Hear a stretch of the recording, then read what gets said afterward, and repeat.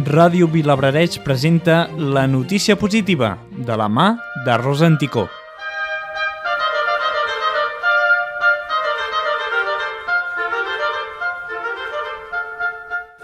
Joaquim Maria Puyal obté el Premi al Català de l'any 2011.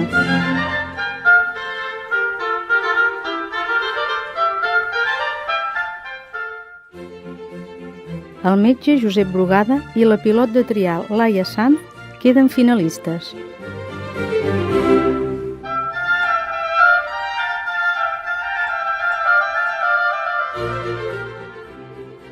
El Premi Català de l'any 2011, que atorga el periòdico i els espectadors del programa Els Matins de TV3, ha recaigut en el periodista Joaquim Maria Puyal, que ha aconseguit més vots populars que el director mèdic del clínic Josep Brugada i la pilot de trial Laia Sanz.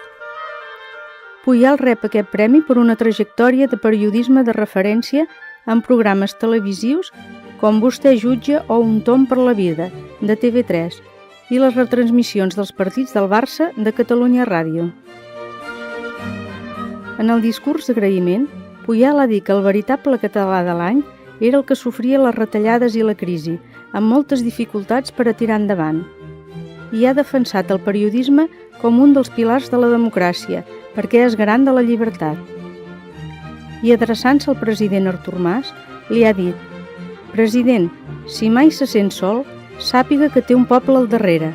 Si els catalans anem junts, som imbatibles».